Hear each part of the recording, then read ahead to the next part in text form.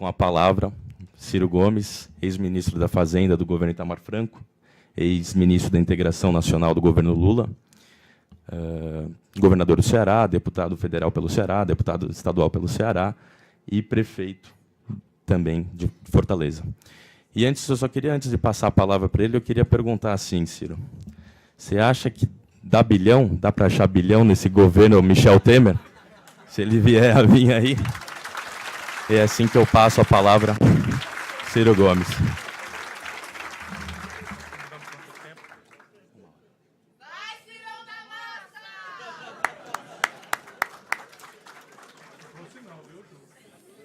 Não trouxe não, eu juro. Boa noite a todas, a todos. Eu fico muito feliz, e é o que eu mais gosto de fazer ultimamente, depois de 32 anos de vida pública decente, o que nada mais é do que a minha obrigação, mas ultimamente eu ando com vontade de acrescentar a minha biografia, que eu nunca sequer respondi a um inquérito, nem que seja para ter sido absolvido. Volto a dizer, nem que seja, nada mais é do que a minha obrigação. Ser lembrado por estudantes, por jovens brasileiros, para refletir sobre o nosso país. E nós precisamos dramaticamente disso. Por isso eu quero agradecer à PUC, eu quero agradecer ao movimento dos garotos aí da Reviva, Débora e Marília, que nos apresentaram aqui. Muito obrigado. O Gabriel, que vai mediar essa discussão, e o privilégio de repartir uma mesa com duas figuras qualificadíssimas do pensamento brasileiro, a professora Mariana Gensen e o professor Pedro Fassoni. É um privilégio muito grande. A qualidade dos que me antecederam me permite ser omisso, telegráfico e superficial em assuntos que nós precisamos aprofundar, mas que já foram bastante bem colocados. O meu papel para provocar, e eu estou encarregado pela organização de falar-lhes por 1 hora, eu vou tentar reduzir ao máximo para a gente ganhar tempo para discutir, para ouvir questionamentos, ouvir antagonismos, mas eu vou provocar, do meu ponto de vista, que não é de um neutro observador da cena, sequer de um cientista político. Eu sou um militante, tenho um lado, e é importante, eticamente, que eu advirta a todos os que me dão atenção desta posição. Do meu ponto de vista, nós, no Brasil, temos um problema estrutural, e vou dizer esta vez e não mais, né, que tudo que já precisava ser dito sobre o Brasil já foi brilhantemente dito. Eu vou apenas repetir por outro ângulo e especializar alguns números e alguns argumentos. No Brasil, nós temos 2 tipos de problemas que acabam agravando a percepção e a tentativa de abordagem do outro. Uma coisa é a questão da conjuntura, outra questão é a questão da estrutura do Brasil. Nós temos problemas estruturais graves que, na minha opinião, têm a ver com a gente adiar eternamente, nesses ciclos de stop and go, momentos razoavelmente confortáveis, a gente esquece do problema, momentos de grande dificuldade, a gente lembra dos problemas, mas não tem condição generosa de resolvê-los. Enfim, isso tem sido a nossa prática. Eu tenho uma vida partidária trágica, mas vou pegar aqui a última, mais recente. Eu ajudei a fundar o PSDB. Eu fui um dos organizadores. E, olha, acredite, era uma ideia maravilhosa, absolutamente generosa, enfim. E nós ganhamos todas.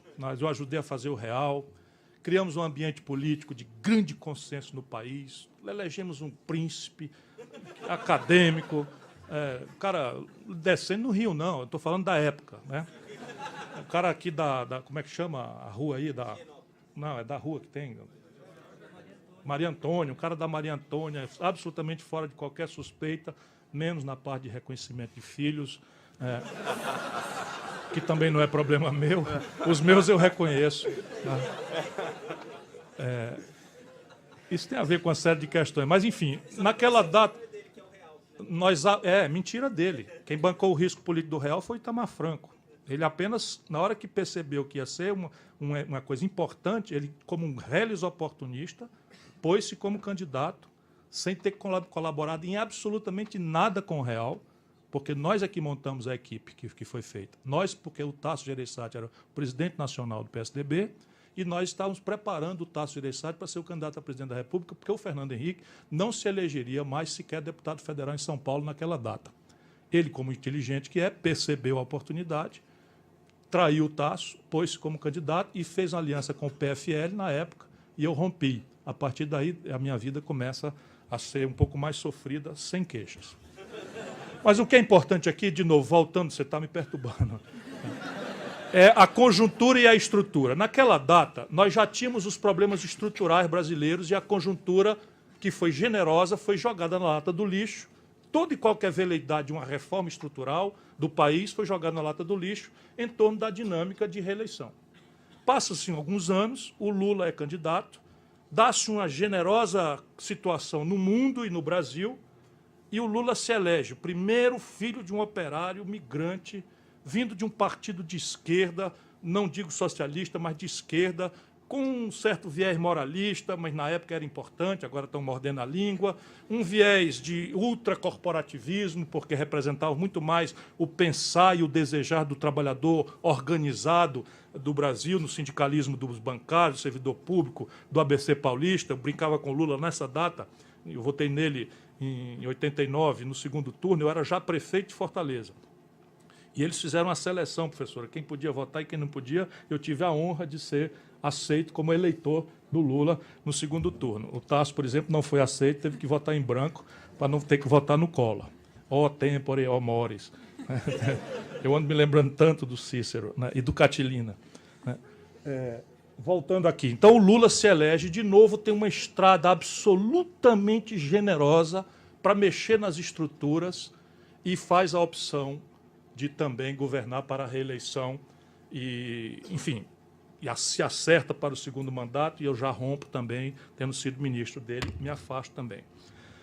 Qual é a estrutura do que eu estou falando? Eu andei um período aborrecido com a política e fui para Harvard, convidado como visiting scholar.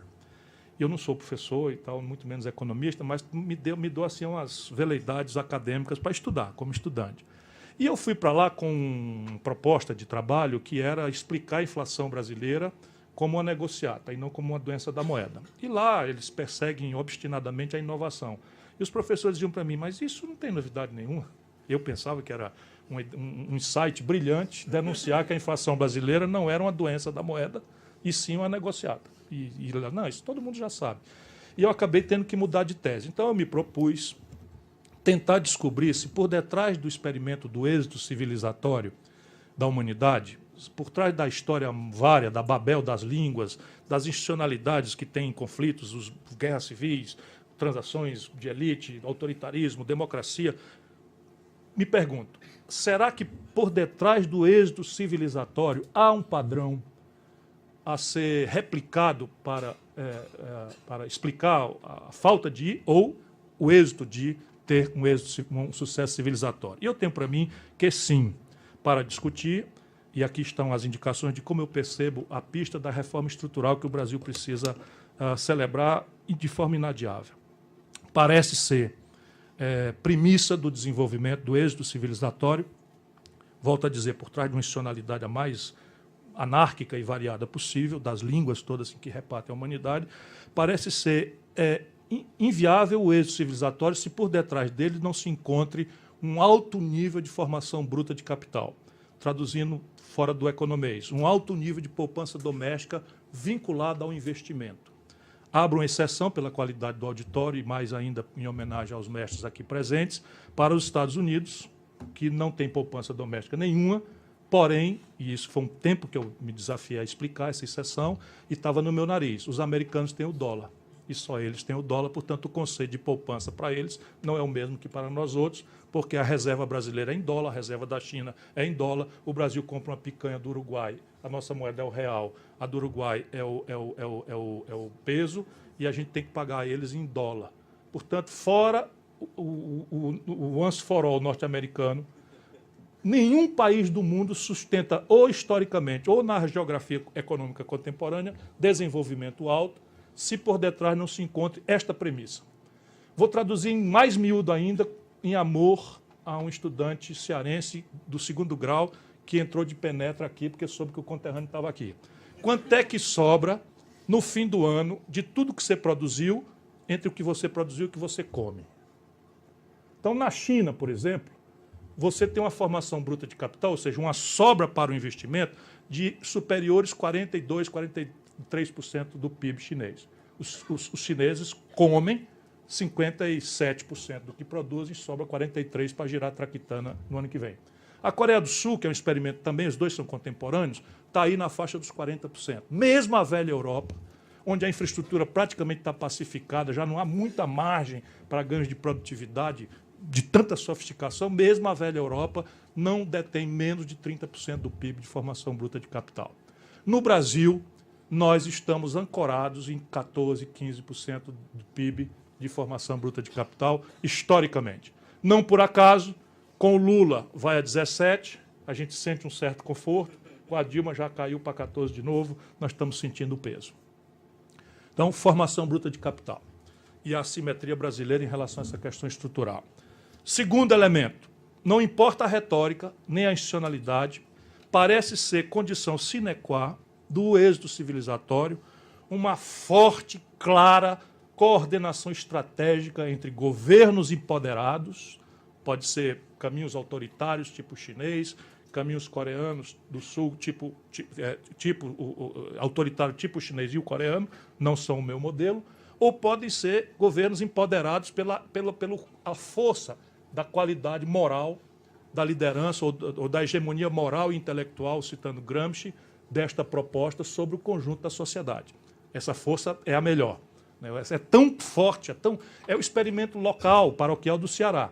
No Ceará, nós temos hoje, por exemplo, o Rio de Janeiro pica salário, o Minas Gerais pica salário, Rio Grande do Sul pica salário de funcionário. Nós temos a maior sanidade fiscal do país no Ceará e estamos executando um projeto que já tem efeitos estratégicos em educação, né? Tem efeitos estratégicos em saúde, tem efeito estratégico em higiene, porque lá nós atingimos um certo consenso no que é que nós sonhamos para o futuro do Ceará. E brigamos na política para ver quem bota a mão no manche.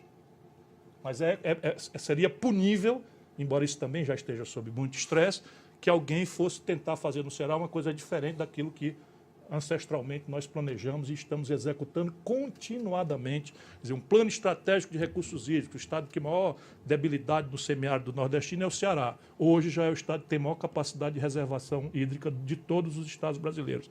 Nós temos, numa barragem, duas baías de Guanabara e meia. No Castanhão, que está crítico 3 anos de seca depois, abastecendo Fortaleza com 16%, ainda atravessa um ano.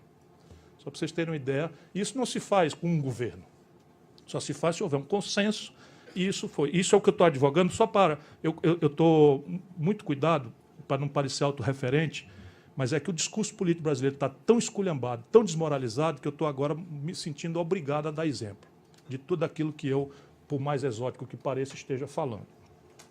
Segundo, valeu. Coordenação estratégica entre um governo empoderado, um empreendedor consensado com a estratégia que nós já tratamos e uma academia ocupada em fazer as respostas.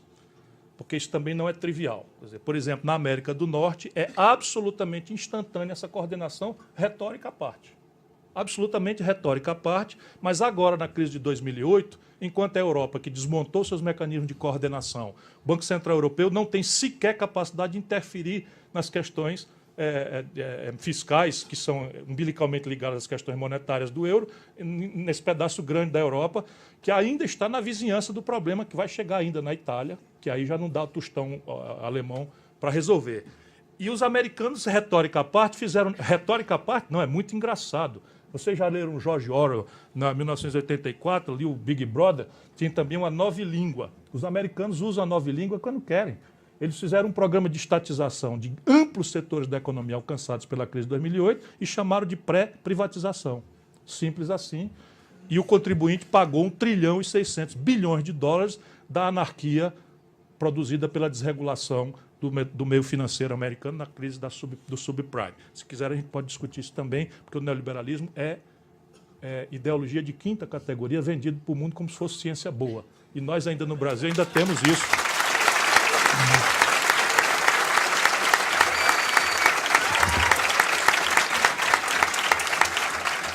Então, essa coordenação estratégica no Brasil nós perdemos. Perdemos e já tivemos no passado. Não importa, inclusive, volto a dizer a institucionalidade, embora nós somos democratas e amamos a democracia. Mas vamos aqui ainda falando de macroeconomia. Quando acabou a Segunda Guerra Mundial, o Brasil era um país rural, 82% da população moravam no campo, e nós não tínhamos indústria de nada. O rudimento de indústria que o Brasil tinha era uma indústria pioneira de baixo valor agregado em têxteis, o Matarazzo aqui para cima, e aqui para baixo, e o Delmiro Gouveia lá para cima, no Nordeste, e a nossa economia era assentada na monocultura, do café aqui para baixo, da cana-de-açúcar lá para cima, e mais nada. Tem uma crônica de escândalo no governo Epitácio Pessoa, que fez uma importação de enxadas, pás, picaretas e foices para o IFOX, Instituto de Seca, na época de obras contra a seca, o DENOX de hoje, e foi um escândalo na época porque dava enxada para atravessar, mas o Brasil não produzia enxada, nem foice, nem facão, sob o ponto de vista industrial. Tudo esses rudimentos da agricultura básica eram artesanais. É neste cenário, quando acaba a Segunda Guerra Mundial, que o Brasil faz uma coesão e monta um projeto inspirado num conjunto de ideias da CEPAL, que se convencionou chamar entre nós de nacional desenvolvimentismo. Botemos todos os defeitos possíveis, e há muitos graves, mas o mais grave é que ele não é reprodutível. E tem uma turma da esquerda brasileira que parou de ler, que pensa que o nacional desenvolvimentismo, ao modo década de 50, ainda é praticável. Não é. Embora determinada ferramentaria tem que ser limpa, tirada o mofo, tirada a coisa e trazida de volta para um arranjo inteligente, moderno, pós-moderno, de economia política, de projeto nacional de desenvolvimento para o Brasil. Mas o fato, para não exagerar muito aqui consigo, é que o Brasil saiu do nada e virou a 15ª economia industrial do planeta. Em 3 décadas. Falar em fenômeno chinês, em tigres asiáticos, eles vão passar a gente agora, mas não passaram ainda. O maior experimento de sofisticação, profundidade e velocidade em desenvolvimento industrial do mundo capitalista é brasileiro. O que já de nós, daí tem uma lição, nós não temos defeito genético. O que houve é que, né, como sociedade, às vezes há ciclos em que parece, mas não temos não, né? Pelo contrário. E o terceiro fator estrutural, primicial do êxito desenvolvimentista, que ainda é a introdução da minha fala, é investimento em gente. Pode ser crônico. As primeiras universidades europeias datam do século XII e do século XIII, como é o caso da Europa. Mas pode ser agudo. Por exemplo, o experimento coreano data de 30 anos. Uma reforma educacional que incrementou a jornada da criança na escola, selecionou currículos mais focados em matemática, porque era a opção deles, e eles resolveram, quando o Brasil já tinha potência para produzir 500 mil veículos por ano, a Coreia mandou uma missão ao Brasil para ver como é que um país periférico faz carro. Não faziam nenhum 35 anos atrás. O Brasil teve uma veleidade eletroeletrônica até a ilusão de uma informática verde-amarela. Aí tivemos isso. Hoje se revela meio aberrante, mas já tivemos essa veleidade, porque a nossa distância entre nós e os americanos, ali pela década de 70, 80, era de 60, no padrão 100. No século XIX era 100, na década de 70 virou 60. Nós estamos quase querendo ir lá. Agora virou 110. Né? De novo, mas eu estou só replicando aquilo, esses experimentos. E o Brasil fez isso e isso se exauriu. E aí vem a questão da conjuntura. Na conjuntura, bom, a assimetria aqui tem que ser indicado o investimento em gente e a educação. A escolarização média brasileira, e melhorou muito nos últimos 10, 12 anos, mas a escolarização média brasileira ainda está por metade da escolarização média da Argentina. Eu não estou falando de Cuba, que tem o dobro, quase o triplo da escolarização brasileira. Cuba é mais pobre do que o Ceará. A matrícula de jovens de 18 a 25 anos na universidade no Brasil ainda não chega a 20%. Cuba é 47%. Só para vocês terem uma ideia concreta. Então, o investimento em gente não está decidido no Brasil ainda. Ou cronicamente, nunca tomamos, muito menos agudamente, porque temos um paradigma pedagógico antigo, fordista, para produzir um profissional especializado, completamente inconsciente, mas desconsciente é a palavra que eu queria dizer, mas não tem, é nova língua minha. Porque não é bem inconsciente. Você imagina que um idiota que vai para a Avenida Paulista pedir a volta dos militares é um cara que a gente tem que ter tolerância democrática, isso é um doente. Mas tem uma doença. Eu, pelo menos, penso isso. O cara que tem por ídolo intelectual, né, referência artística, como é que ele frota? Esse daí. É doente, a gente não pode ter raiva de uma pessoa dessa, tem que achar o cara um caminho para um tratamento, achar, né, eu penso isso com todo respeito. Eu convivi com a direita muitos anos, convivo com a direita. Eu diria a vocês que eu fui muito amigo, insuspeitadamente, do Roberto Campos, que era um cara absolutamente interessante. Saímos juntos para fazer debate na Inglaterra, não sei aonde e tal. Eu tinha um maior cuidado. E aí agora peguei esses boboquinhas, como é o nome esse que você citou aí? Não, o outro. Esse daí, né? Esse pode, né? É um negócio de cinema. É um negócio de cinema. Porque o pensamento liberal é muito instigante. Se eu fosse um lord inglês, vendo a emergência competitiva do Oriente, nos terceiros mercados e no mercado europeu, eu poria em debate a discussão da clave do custo do trabalho, do custo do welfare state, sobre a minha competitividade sistêmica. Se eu tivesse 1% de pobres, eu discutiria a questão de políticas sociais compensatórias, mas eu discutiria, né, porque há valores importantes, graves. Isso não é nada de liberalismo econômico, isso é pura ignorância, pura estupidez, pura e simples. Pura e simples. Falta de carinho em casa, é a minha tese. Ou dos pais, se for mais jovem, ou das namoradas, né?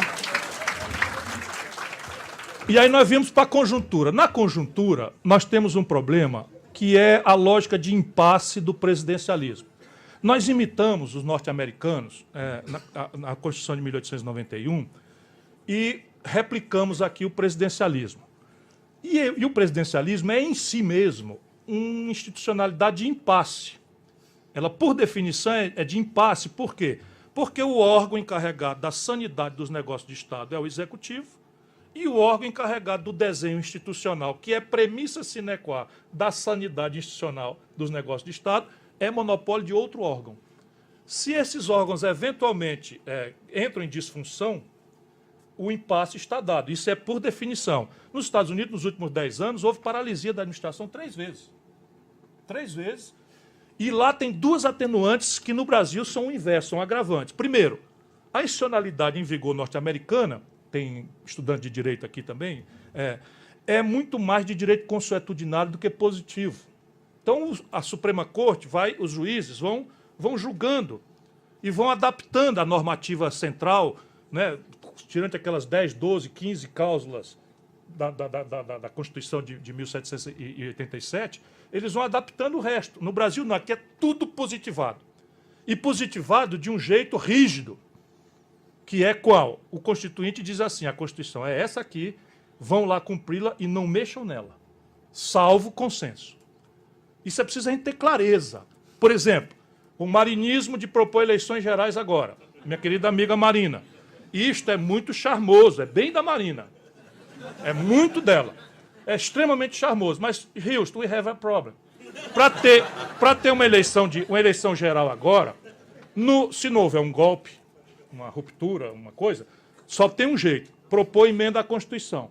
Para ela passar, ela tem que passar em 3/5 da Câmara, que é propriedade privada do Eduardo Cunha, que vai, inclusive, votar a favor do emenda para fazer o charme da Marina seguir prosperando entre os jovens incautos do Brasil e os velhos descuidados, né? Eu já não posso ser nem uma coisa nem outra. Depois de passar por 3/5 em 2 sessões na Câmara, tem que passar por 3/5 em 2 sessões no Senado, presidido pelo Renan Calheiros. Isso desconstituiria o mandato de 27 governadores e mais 27 vezes Y deputados estaduais. E prefeitos, que esse ano até não seria tão grave, porque tem eleição para eles esse ano. Sabe quando é que isso passa no Brasil? Nunca. Nenhuma chance. Portanto, é um assinte a gente pôr isso em discussão, explorando essa angústia do nosso povo com a situação de golpe que nós estamos vivenciando. Pura e simplesmente, nós temos um problema. Então, na lógica de impasse, nos americanos, eles têm a atenuante da sua institucionalidade ser pacificada depois de uma guerra e de ser uma institucionalidade consuetudinária. E o outro e mais interessante atenuante da lógica de impasse é que eles têm uma ultrafederação. Então a Califórnia tem uma opinião mais arejada, a questão do aborto está resolvida. O Alabama tem uma cabeça mais conservadora, ou sei lá o quê, a corte lá diz que aborto é proibido. E os dois são estados da mesma federação, e pode mudar na Califórnia se o pulso de opinião mudar, e pode mudar no Alabama, porque é uma democracia de muita energia, por conta dessa outra federação. Nós não temos isso no Brasil. Praticamente todo o nosso temário central está sob contestação. Eu não conheço, e estou aceitando voluntários para me contestar, quem defende o sistema tributário brasileiro hoje. Então nós temos uma institucionalidade que está contestada no seu eixo central de financiamento. Depois eu não conheço quem defende a institucionalidade política do país. Se alguém quiser dizer, não, tá bom assim, deixa como está, não mexe, está na hora de me dar uma esperança. Não tem, eu não conheço. Eu ando em tudo quanto é tipo de auditório. É bem verdade que é uma turma que diz que quer mudar é só para mentir, né? Porque a turma do Eduardo Cunha quer que fique como está, né? Mas nós temos aqui uma contradição final para explicar a lógica de impasse do presidencialismo. É que a institucionalidade em vigor gera a representação que temos. E a representação que temos detém o monopólio de transformar a institucionalidade que lhe deu origem. Vou repetir, que é tão simples que é contundente. A institucionalidade em vigor gera a representação que temos. E esta detém o monopólio de alterar essa institucionalidade. Então eu pergunto, por que essa institucionalidade, essa representação, vai mudar a institucionalidade que lhe deu origem? Vamos falar sério. Aí, pronto, acabou-se? Não, não acabou-se não. É preciso dar tratos à bola, dado que nós temos uma institucionalidade central contestada, nós temos que achar um caminho, e essa talvez seja a minha contribuição mais relevante nessa noite de hoje, nessa primeira provocação, que é de duas naturezas. Uma, o pensar econômico. Duas, a questão da superação do impasse. Uma consulta a estrutura, a outra consulta a conjuntura. Vamos lá. Na estrutura, a formação bruta de capital de um país não é consequência fatalista das forças do acaso.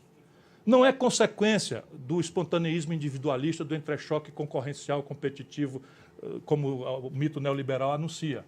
A formação bruta de capital, ou a taxa de formação bruta de poupança doméstica de um país, é consequência de arranjos institucionais que a política, só ela, faz ou deixa de fazer. Faz bem feito ou faz mal feito. Faz com pressa ou faz com lentidão.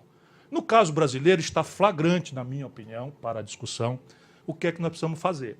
Nós precisamos consertar a equação do financiamento do Estado brasileiro pelos dois ângulos, pelo ângulo da receita e pelo ângulo da despesa. Portanto, a esquerda brasileira vai ter que ler, vai ter que voltar a ler agora que nós vamos para a oposição, se não tivermos o milagre de salvarmos o Brasil desse golpe, nós vamos para a oposição.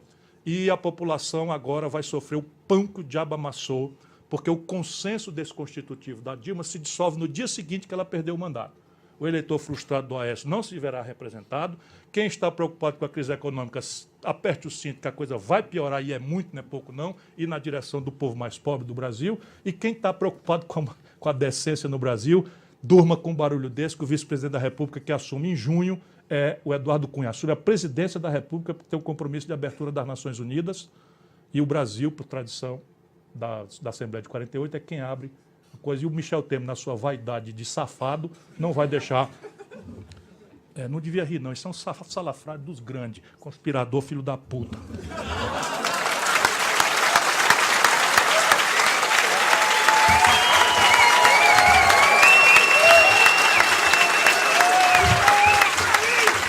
Me desculpe. O meu pessoal diz que eu tenho que ser more presidential. E no Brasil o povo detesta que o seu presidente seja como o povo é. Então o presidente não fala filho da puta, então me retira essa parte. Com muita vontade de repetir de novo. A formação bruta de capital tem a ver com o sistema tributário que talvez até possa propor sustentar a carga tributária bruta, que está aí em 36%, 37%, porque parece meio ineficiente mesmo para a economia do nosso padrão aumentar a carga tributária bruta. Mas esse é um sistema absolutamente regressivo. Não é razoável, né, que a professora Mariana pague 27,5%, eu espero, né, pelo salário que ela recebe da PUC, e o William Bonner, para botar defeito na vida brasileira, sentado na bancada do Jornal Nacional, fugindo legalmente da obrigação do imposto de renda, dado que se apresenta como firma individual, pague 15%. Eu não digo o seu salário, para não ser indelicado, mas o dele é R$1 milhão por mês. Este é o nosso país. Não é razoável que os lucros e dividendos do país não sejam tributados. Não é razoável. A baboseira de impostos sobre grandes fortunas, que faz muito bem a uma certa retórica pouco lida, não guarda contemporaneidade com o modo de organizar as pessoas jurídicas. Não existe mais grandes fortunas no mundo moderno. Assim, aqueles que são conhecidos como grandes fortunas, eles, na verdade, ganham pro labore. Pequenininho, provavelmente não, pagam 27,5% só de imposto de renda.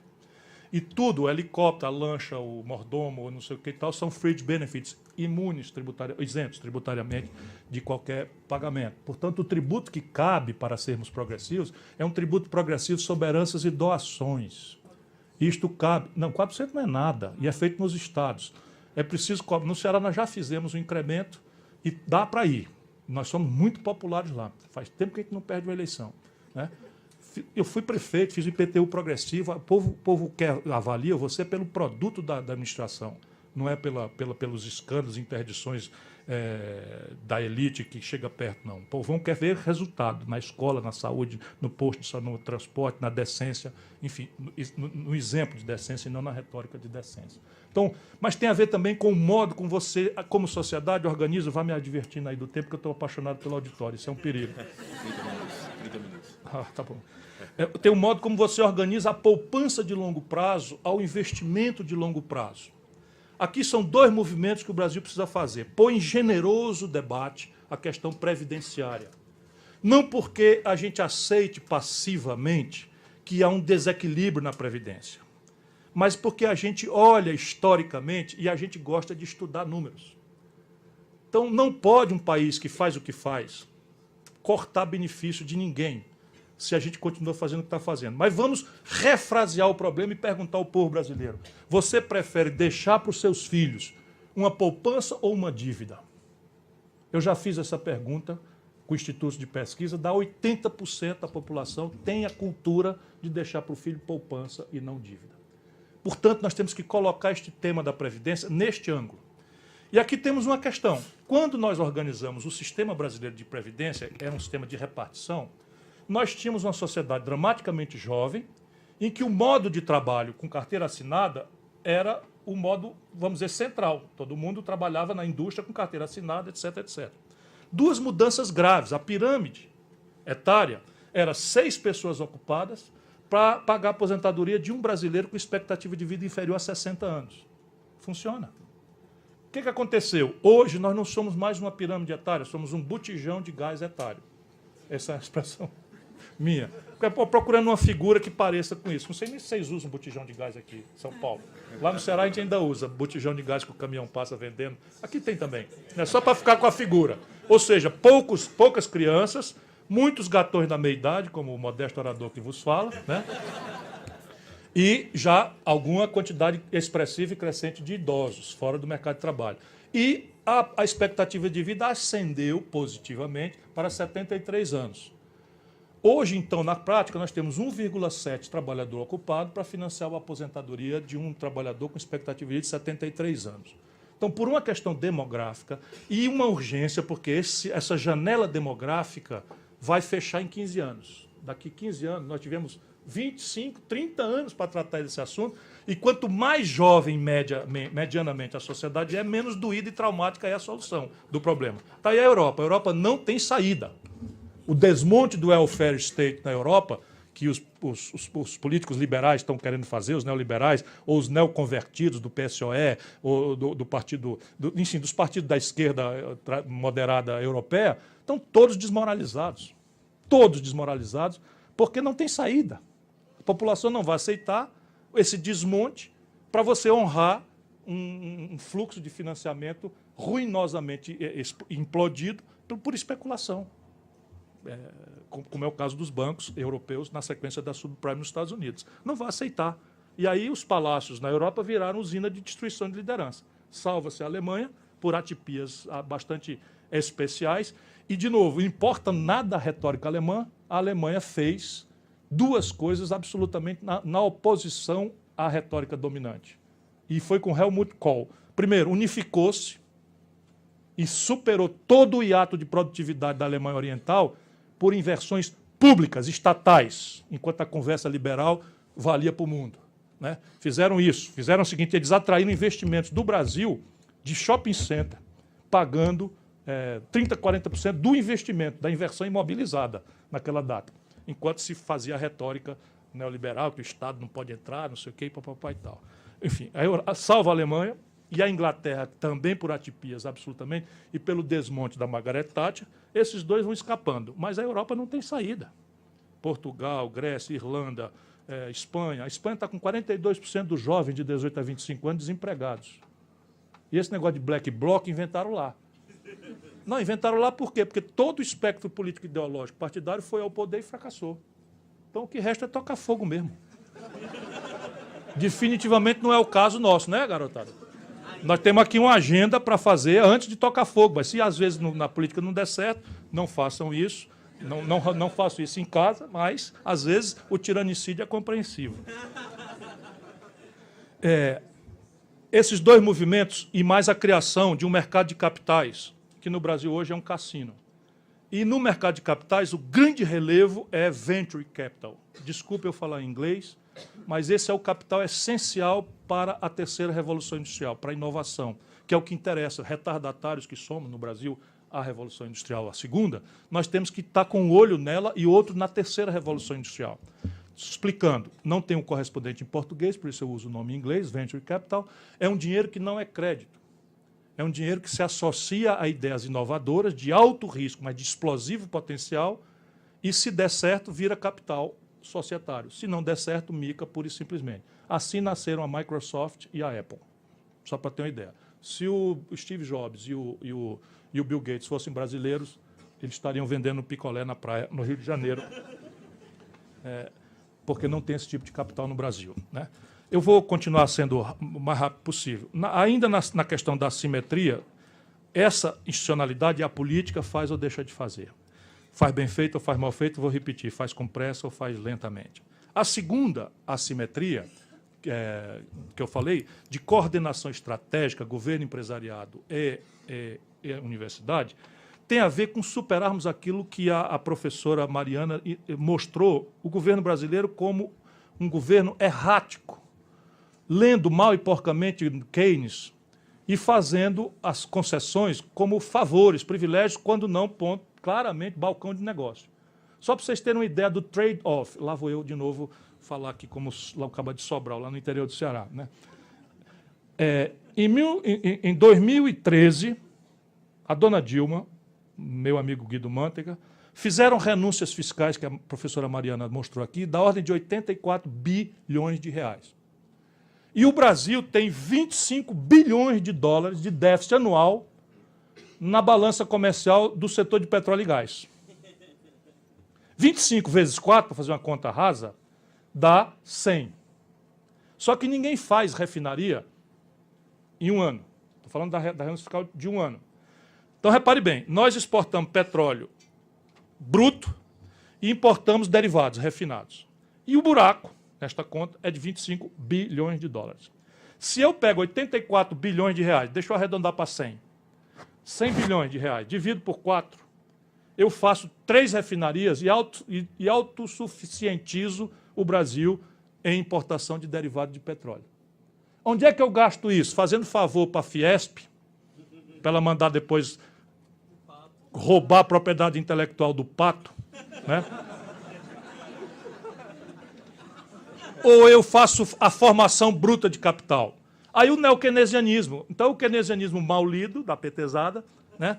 Lê o Keynes na paginazinha só da coisa, dá muito trabalho ler aquela letra pequena e tal. Vamos fazer renúncia fiscal, vamos expandir crédito, e não funcionou.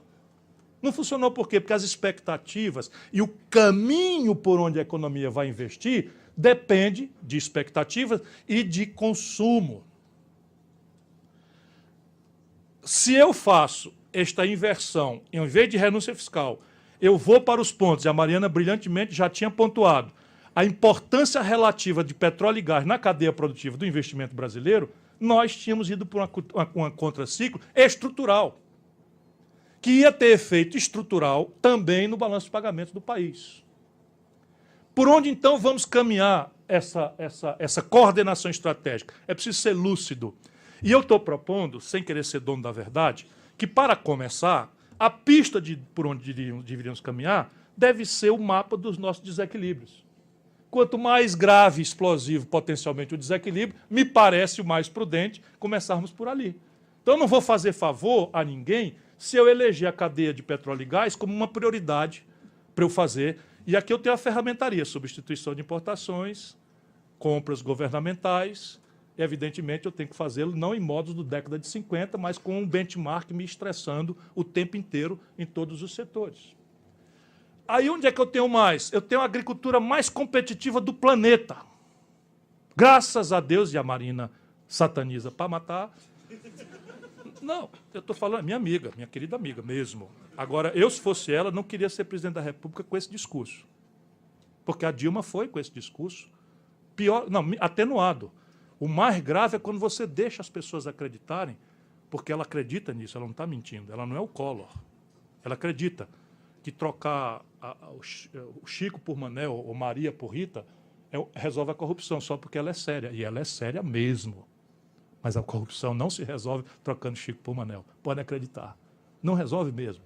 E a questão econômica brasileira é o seguinte, pouco importa se eu gosto ou não gosto, eu tenho um buraco de 120 bilhões de dólares de manufaturados. Quando eu faço a conta, eu estou propondo uma lucidez para a gente se proteger dos favores que degradaram, corromperam a relação do Estado com a plutocracia brasileira ou com o mundo produtivo brasileiro, escolha a palavra que vocês preferirem. Questão básica é o buraco em petróleo e gás, 25 bilhões. Em agricultura, 40% dos custos de produção do Brasil, aí eu ia dar um número. Sabe quanto é a conta? Quando o Brasil exporta manufaturados e o Brasil importa, dá 120 bilhões de dólares de déficit.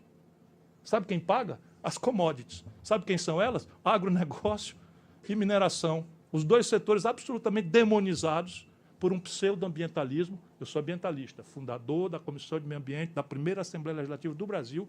Eu ainda tinha cabelo e corria o ano da graça em 1983. O auditório aqui ninguém tinha nem nascido, eu já era ligado nesse assunto. Agora, o Brasil paga a sua conta, pagava a ilusão dos preços. Eu estou trabalhando na CSN para pagar o gin das crianças, eu trabalho na CSN. Né? Eu não tomo vinho de centenas de reais, eu tomo gin com água tônica. O frouxo não teve nem coragem de me encarar lá, nem de ver o que eu estava bebendo direito. Né? Então, pagaram não, pagaram são frouxos e picaretas. Isso é a característica básica do coxinha, são essas duas aí. Eu digo do coxinha agressivo. E quando são enfrentados, são uma polícia, não é PUC. A polícia na PUC não é possível. Não é possível. Vamos lá, deixa eu terminar aqui. Então, repare bem.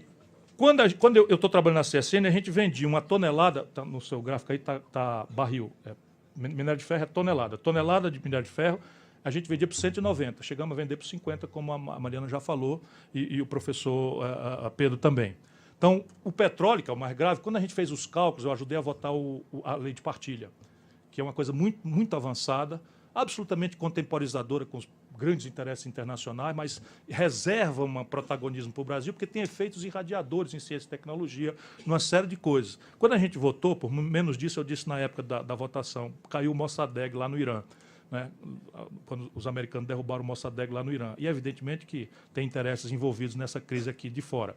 Pois bem, quando nós fizemos o pré-sal, era $110 o barril. Hoje, o custo de produção de um barril de petróleo do pré-sal custa $41. Sabe quanto é que nós estamos vendendo? A 30. Então, nós temos um problema. Não adianta esses picaretas de Brasília ficarem inventando, botando defeito na Dilma, derrubando a Dilma, confrontar a democracia. No dia que esses canalhas assumirem, o preço do barril de petróleo continuará consistentemente com preço de produção, custo de produção mais caro do que o barril exportado. Isso é estratégico. Não vai mudar pelas próximas 2 décadas. Não importa a China. Não interessa a China.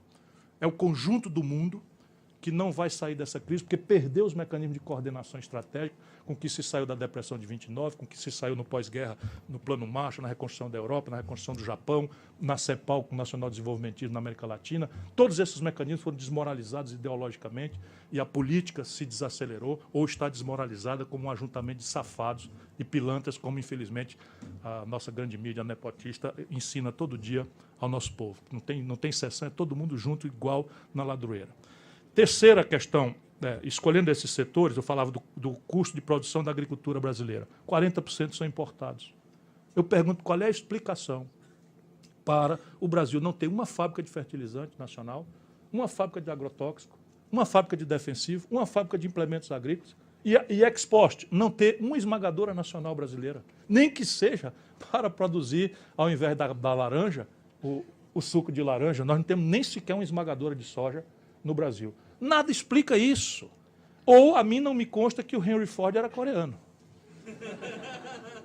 Como é que a Coreia do Sul saiu para fazer a indústria automobilística, eletroeletrônica desse jeito, se não foi por um caminho de substituição de importação?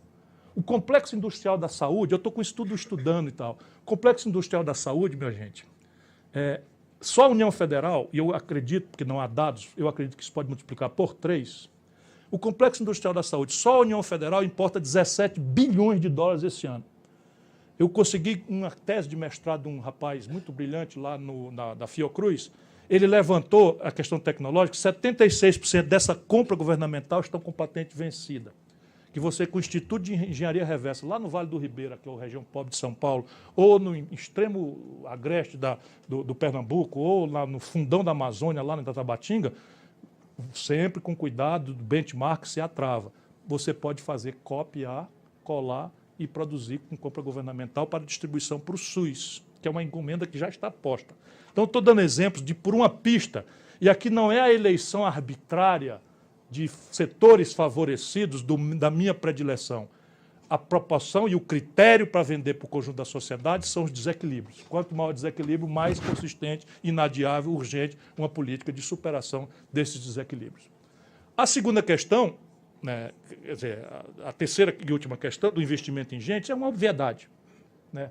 O Brasil precisa incrementar o gasto per capita em educação, incrementar o gasto per capita em saúde, tem milhões de coisas para fazer, mas eu vou terminar propondo uma discussão sobre um novo paradigma pedagógico.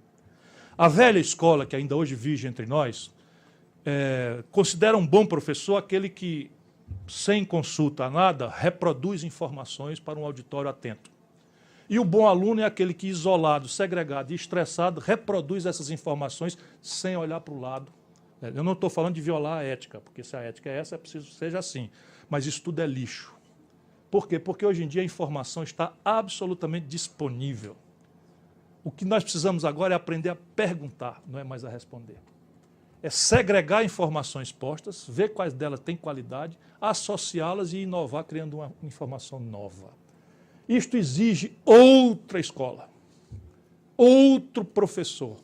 Não é a bajulação corporativista que vai resolver e em nenhuma circunstância se pode pagar mal a professor. Porém, esta transição vai dar um trabalho infernal.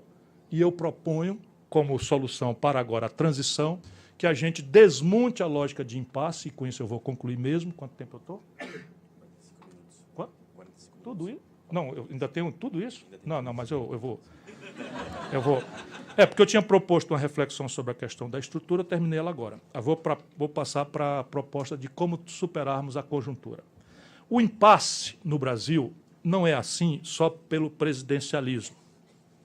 É que nós temos uma democracia muito verdinha e a gente não gosta nem de falar nisso, porque é muito constrangedor a gente, às vezes, lembrar que somos uma democracia de cidadania muito precária. Então, por exemplo, se você perguntar hoje às maiorias populares, a Dilma está sendo caçada porque está enrolada até o gogó na Lava Jato.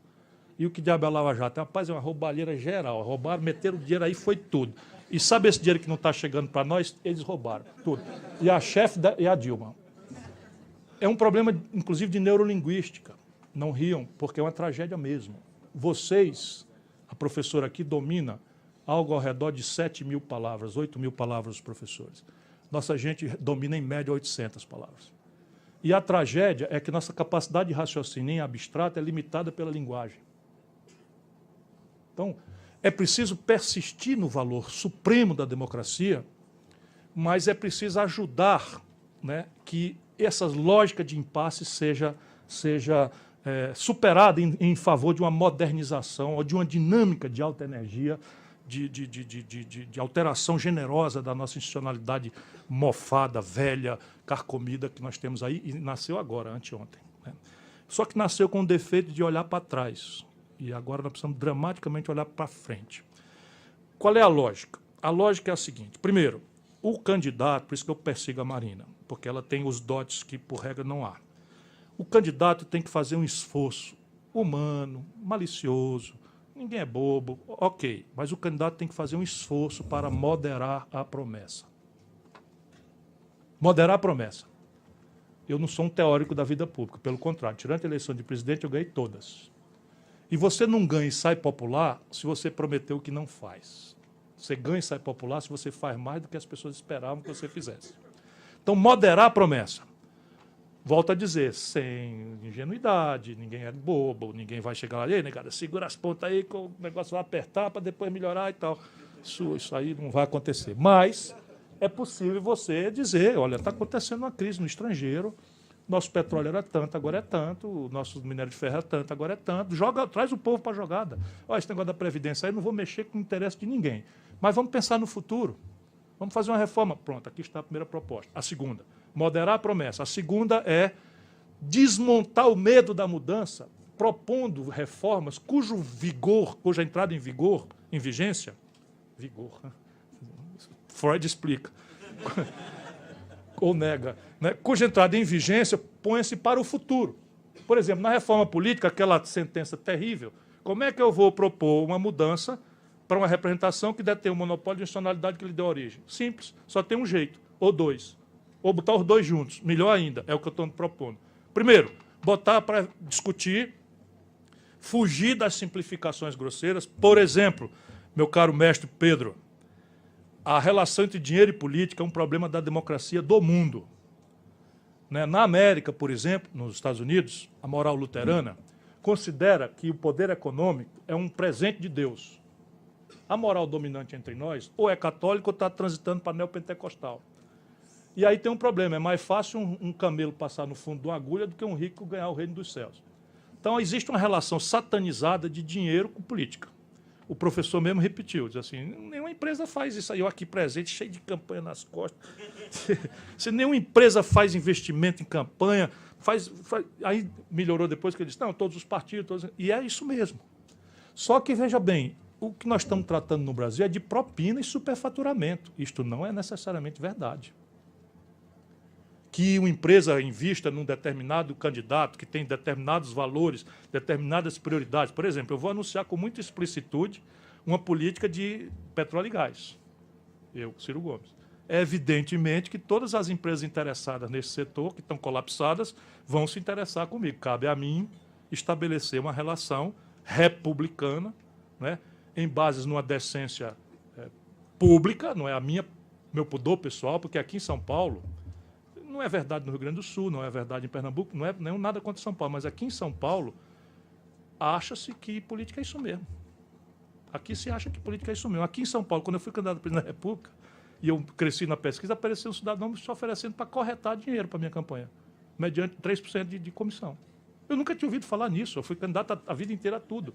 Apareceu um cara, tem um nicho de mercado, o cara diz assim, doutor, o candidato com seu potencial tem condição de arrecadar 100 milhões de reais, moleza, só me paga 3%, eu tomo conta do negócio.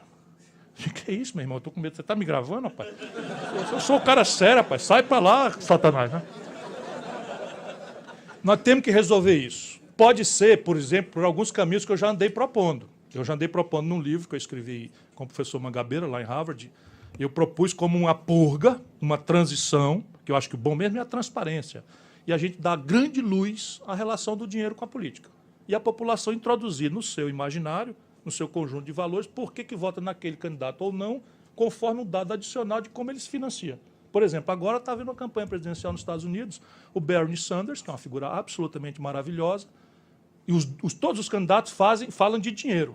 Todos os candidatos como elemento, moral luterana, elemento de êxito. Eu sou viável porque eu já arrecadei 80 milhões de dólares. Eu sou viável, ou fulano tal não é viável porque arrecadou 12 milhões de dólares, isso não dá nem para o começo. O Bernie Sanders diz assim, eu sou viável porque eu já arrecadei 50 milhões de dólares, só que eu balizei por contribuições individuais.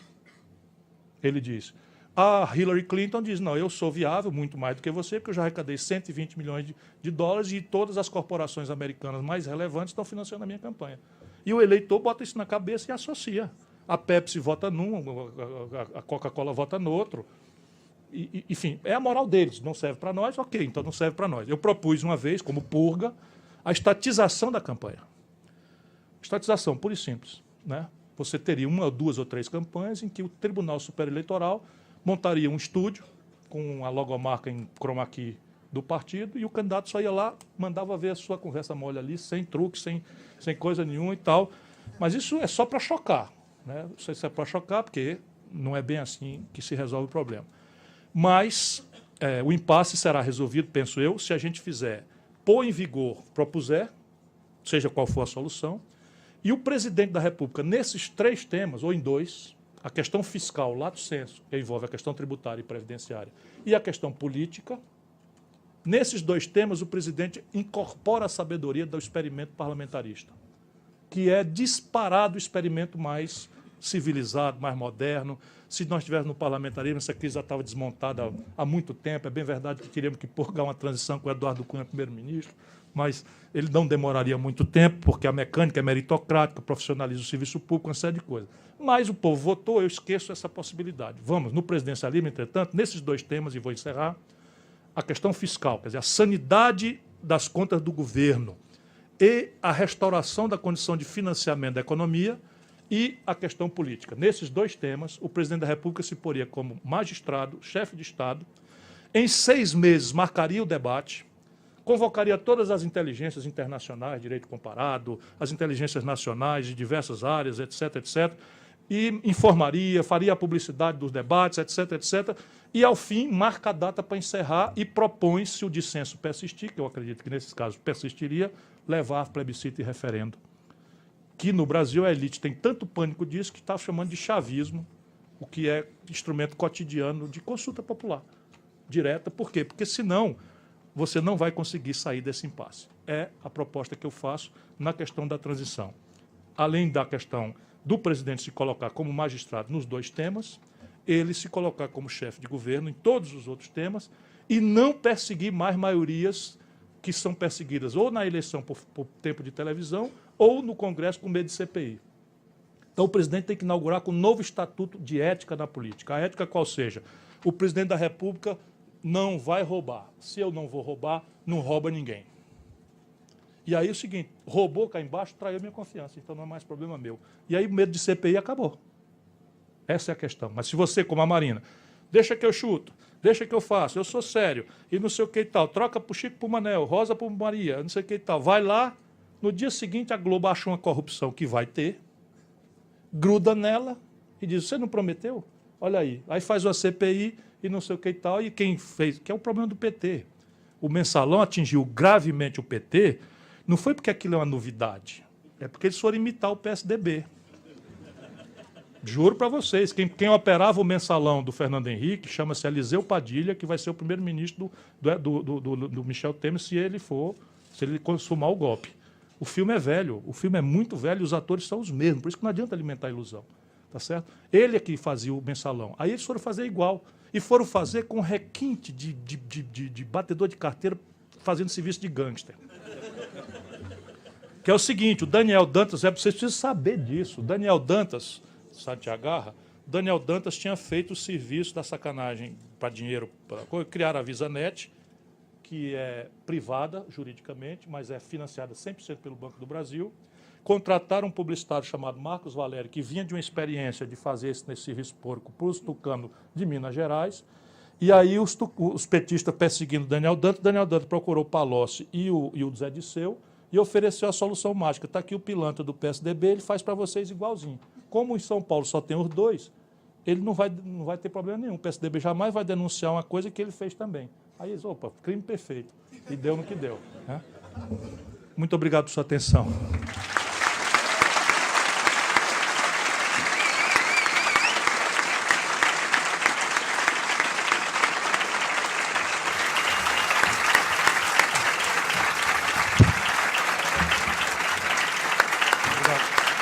Obrigado a vocês. Beleza, depois dessas grandes explanações aqui do Ciro Gomes, muito esclarecedoras, a gente agora vai fazer uma roda de perguntas. Na verdade, a gente escolheu essas perguntas antes da atividade começar e durante a atividade. Elas foram, né, escritas pelos convidados aqui, pelos que estão aqui presentes, e a gente sorteou algumas. e vai pedir, eu acho que para ficar mais democrático, inclusive para o debate, para facilitar para o debate também, a gente vai pedir para que a pessoa que for sorteada leia a pergunta. A gente tem um microfone sem fio e a gente vai levar para essa pessoa esse microfone para ela ler a pergunta e fazer a pergunta diretamente para o Ciro. Ou para os demais professores, Pedro Fassoni e a Mariana Jansen.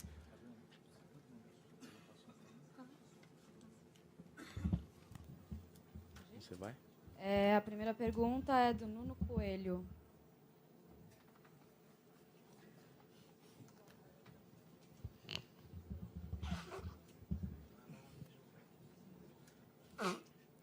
Olá, boa noite. Meu nome é Nuno, sou aluno do mestrado em Direito aqui na universidade. E a pergunta que eu queria fazer ao Ciro é que hoje o maior problema que a gente tem, um dos maiores problemas é a dívida pública que escala, já está por volta de 70% do PIB. Como o Ciro, como governador do Ceará, enfrentou um problema parecido com a dívida imobiliária do Estado, gostaria de ouvir dele quais são as medidas que deviam ser tomadas para equacionar esse problema, para além de uma reforma fiscal ampla e de uma auditoria da dívida. Respondo. Bom, lá no Ceará, não sei se é isso que você ouviu falar, eu tinha uma sanidade fiscal única no Brasil. Nós fizemos um trabalho muito forte e tal. Então, o que é que eu percebi? Eu tinha uma perda dos governos anteriores da dívida mobiliária do Estado. Essa dívida... E como a dívida estava meio micando, ela tem um mercado secundário que a dívida do Ceará estava com 30%, 40% de deságio. E a gente pagando esse juro maluco brasileiro e tal. Então, o que eu fiz? Eu peguei a corretora do banco, na época, e mandatei a corretora com dinheiro do caixa do Tesouro para entesourar 100% da dívida mobiliária. E fui fazendo devagarinho, em pequenas quantidades, para não perder o deságio. E consegui essa proeza. Foi o único caso. Então, tirei a dívida mobiliária do Estado e não esterilizei para um eventual futuro governador que precisasse, como aconteceu, ficou guardado lá. Então, evidentemente, no caso brasileiro, não é possível pensar em fazer 100% como eu fiz lá no Ceará. Mas é necessário fazer. E eu até deixei para as perguntas, porque as pessoas que querem me desqualificar, com a minha ajuda muitas vezes, elas querem falar do meu temperamento e das ideias que eu tenho sobre a dívida. Então é o seguinte, em inglês, vamos lá. Em inglês, o que nós precisamos fazer é Asset Liability Management. Então, você pode olhar que os grandes bancos, todos eles têm um departamento de Asset Liability Management, o que é absolutamente normal no mercado. Então, você tem que fazer um movimento de sinalizar ao mercado sanidade fiscal, aquele conjunto de providências aqui, de um sistema tributário mais progressivo, uma previdência que, ainda que adiada para não ter medo da transição, para entrar em vigor gradualmente a futuro. Meu corte eu proponho 44 anos, mas isso é negociável, eu quero substituir do regime de repartição para o regime de capitalização. Enfim, eu não podia falar tudo que eu ando pensando aqui, mas estes sinais não revertem expectativas da sanidade a futuro, ex tunc, como diria você, um estudante de direito, né, a futuro. Então, eu posso começar a precificar ex ante os efeitos desta solução a futuro, eu posso começar a precificar. E em qualquer circunstância, eu sustento comovidamente que a taxa de juros Selic brasileira, que é piso de todas as outras, não é só que ela indexa um terço da dívida, ela é piso para todas as outras, e o número de swap cambial, que é uma molecagem, que a delicadeza dela não explicou, é a seguinte, não é negócio de fiz um negócio, o nome disso é hedge, que você compra e paga um seguro para eventual desvalorização cambial. Swap cambial é uma molecagem muito pior. É assim, o mundo inteiro sabia que o real ia se desvalorizar quando passasse a eleição. O mundo inteiro sabia. Eu, que sou ignorante, que escrevo para a Carta Capital, toda semana tinha lá no meu artigo, botando ou num post-script ou no meio do texto, que ia ter esse problema. E o mercado, são 5, 6, 8 operadores, 13, olhe lá, o mercado também sabia. Aí o mercado disse para o Banco Central, o dólar vai para R$4. O Banco Central diz assim, vai não, vai ficar em 2,30, 2,70. Vai sim. Aí o Banco Central diz, vai não. Aí disse, então vamos apostar? Vamos. Se der 4, eu te pago a diferença. Isto é que é swap cambial. Aí deu 110 bilhões de reais a brincadeira desses calhordas. Né? Infelizmente é isso. Sabe, 110 bilhões de reais foram agora, neste ano de 2015, né? Num ano trágico para o país. Agora, a taxa de juros Selic, vou afirmar, para argumentar, que ela estava correta há 6 meses atrás, quando ela foi posta, 8 meses atrás, quando ela foi posta. Não estava. Por quê? Tem um tempinho, eu posso... Economista, ela, a inflação brasileira, ou a ilusão de ótica da inflação que nós temos aí, não é uma inflação de demanda, definitivamente. Porque o que é inflação de demanda? Eu compro o dinheiro que eu tenho no bolso, mais o crédito que eu tenho na praça. Se eu encarecer o crédito que eu tenho na praça, teoricamente, eu diminuo a demanda agregada e posso comprar só o que eu tenho no bolso. Para isto, eu tenho que dizer que a soma da demanda da minha renda com a soma da demanda do crédito que eu tenho compre mais do que a minha capacidade de produzir, gerando o que eles chamam de hiato de produto. Ora, ninguém sabe fora do livro o que é hiato de produto, a não ser eu, que fui ministro da Fazenda. O real deu 0 de inflação em julho e deu 3% de inflação em agosto. Por quê? Porque, como a inflação era um tributo muito pesado, imediatamente a população acha que aquilo é só para ganhar eleição, vai todo mundo ao mercado. Então, nós estamos trabalhando a 3 turnos, com 100% de capacidade instalada ocupados, e ainda assim haja o desabastecimento em várias coisas. E isto é hiato de produto. Neste momento, o Brasil está com 34% da sua capacidade de produção parados. Então, nós não temos hiato de produto, não tem inflação de demanda a justificar. Essa é inflação de custo. Por quê? Porque a nossa economia é extremamente sensível ao câmbio. Diretamente, porque nós não temos política industrial de comércio exterior, e aí compramos 80% da química fina do nosso remédio do estrangeiro. Se eu comprava 1 quilo de acetil salicílico para fazer melhoral, né? Para fazer melhoral novo, hein? Para fazer uma cibalena, né? Se eu compro uma tonelada a 2,40, eu agora compro a R$4 por dólar, mesmo que ela custe $1 só, o preço do remédio vai subir. Se eu compro diesel, porque eu não tenho política de verticalização da produção aqui, o preço do ônibus vai subir. Lá vai 20 centavos, aí vocês vão brigar no meio da rua, o negócio dos 20 centavos, mas vai subir, porque o diesel subiu, percebe? Ou então vai desfinanciar o setor. Essa é a tragédia. E aí nós temos uma falsa inflação, que na verdade é uma mudança de patamar de preços relativos, once and for all, que eles resolveram enfrentar como se... Isso é mentira, Eles resolveram aumentar o cupom dos bancos, só isso. Certo? Só aumentar o cupom dos bancos. Imprudentes, porque neste galope o próximo ciclo de crise é uma crise dos bancos. É uma crise dos bancos. Então tem que desarmar a bomba. Mas para argumentar, se 14,25, 6 meses atrás, estava correto para uma inflação que se projetava a 11 a futuro, hoje esta taxa está subindo. Porque a inflação projetada há 12 meses, sobre a qual ela não incide sobre o passado, ela incide sobre o futuro, é próximo de 6. Olha, cavalice, nós estamos derrubando a democracia brasileira, derrubando um presidente da República, aprofundando uma depressão econômica, e o Banco Central ontem se reuniu e manteve a taxa de juros, ou seja, continua subindo a taxa de juros. Tem que desarmar isso. Como? Começa trazendo ela para um patamar. Se reduzir 2 pontos hoje, não acontece nada. Insulta os economistas onde for. Se reduzir 2 pontos a taxa de juros hoje, não os daqui da mesa, qualquer de banco, qualquer um de banco, o economista chama para fazer um debate aqui. Chama para ver. Eles se rendem, eles sabem que não é de demanda, que a inflação não é de demanda. E 14,25, se cair para 12,25, segue sendo consistentemente a maior e não acontece nada. Só que sabe quanto é que isso aqui sinaliza em reversão de expectativas sobre política fiscal? 140 bilhões de reais. Aí você vai achando o caminho, entendeu? Pega 80%, 80 bilhões de reais em 4 anos, vamos pensar aqui um mandato, 80 bilhões de reais em formação cultural. Eu estou apaixonado pelo auditório, formação cultural. Não é verdade que a Petrobras teve retenção de tarifa. E porém não há mercado. Não há mercado. O petróleo hoje custa $30 o barril que nós estamos vendendo para o estrangeiro. E a Petrobras está autorizada a cobrar do consumidor brasileiro $98 o barril. Está tendo um cupom fora mercado. Essa turma é boa da conversa de gogó de mercado. Se ela tivesse a mercado, ela estaria vendendo o barril de petróleo a $30. Mas como ela é politicamente controlada por nós, brasileiros, ela está tendo a faculdade de cobrar do mercado doméstico brasileiro $98 o barril. O que eu estou propondo? Pegar 18 desses dólares, $18 agora, até já passou a hora. Pegar 18 desses $98 e transformar no aumento da CID, que não precisa de Congresso. Tudo num conjunto de reversão de expectativa. Emitir 50 bilhões de reais de títulos conversíveis em debêntures, conversíveis em ação. e capitalizar o plano de investimento da Petrobras. A ideia era reverter expectativas, propus isso tudo por escrito aí, não precisa do Congresso. E pegar 50 dos 380 bilhões de dólares, que a turma do PT pensa que você pode pegar esse dinheiro da reserva e construir ponte aqui, aumentar salário. Não pode.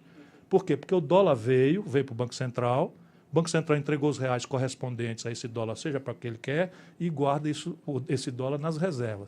Se você investir diretamente esse dólar aqui, um dólar vira 2, isso é inflação. Então, mas você pode perfeitamente fazer um fundo de reestruturação de passivos de empresas brasileiras estranguladas mediante um programa de retenção de emprego e de expansão de investimento, caso a caso, via crédito. Risco cambial está esconjurado, o hedge seria por conta deles, e não tem efeito fiscal porque é crédito. Por exemplo, o grupo Gerdau, nosso concorrente aí na CSN, está com passivo estrangulado, seu negócio é bom, mas o juro brasileiro está estrangulando. Mediante a retomada do processo de investimento do grupo Gerdau, etc., ele poderia, esse fundo soberano, tomar dinheiro emprestado, o risco cambial dele, e fazer uma reestruturação, trocando juro nacional por juro internacional e prazos brasileiros, à vista, overnight, por prazos internacionais. Isso os chineses tinham interesse em botar um por um e tal. Enfim, tem muita coisa para fazer, ainda sem o Congresso, para reverter expectativas. Se reverter expectativa, o Brasil vai surpreender o mundo. A gente tinha condição de virar o jogo no segundo semestre desse ano. O problema é catatonia política absoluta.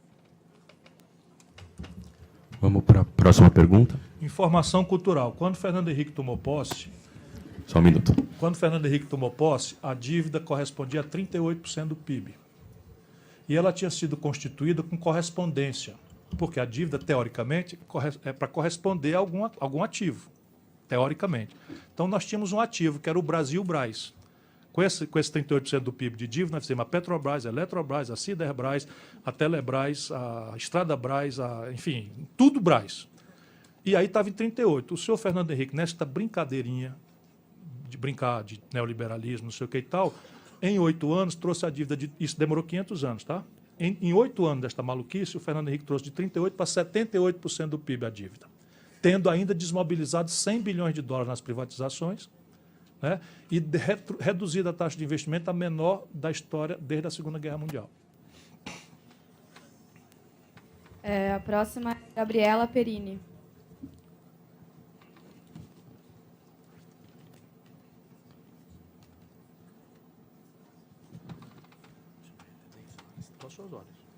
Estou adorando isso aqui, me apaixonei mesmo. Oi, meu nome é Gabriela Perini, eu sou da Filosofia da USP e eu vou ler a pergunta, né? Historicamente, as pessoas trans e travestis estão excluídas da sociedade desde a infância.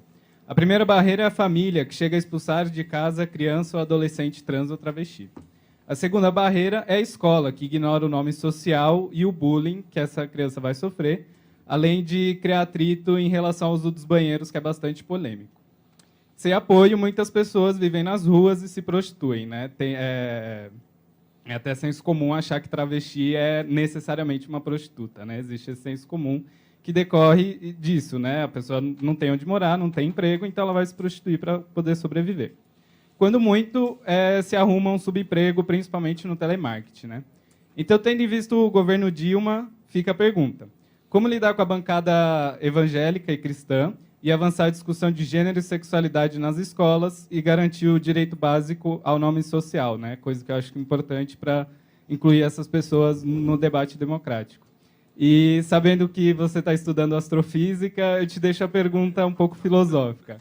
O tempo e o espaço existem na natureza de fato ou eles são só mecanismos mentais para a gente compreender os fenômenos?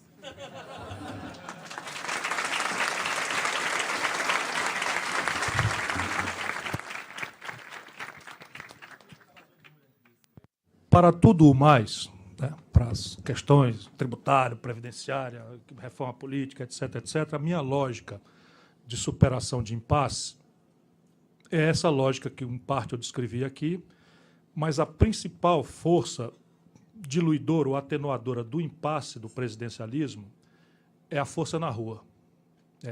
Você se eleger moderando a promessa, como eu tinha dito, e todas as horas que houver um conflito com as estruturas representativas, você saber que o seu lado indisponível é aquele da rua. O que não quer dizer uma relação demagógica, mas uma relação de camaradagem consciente.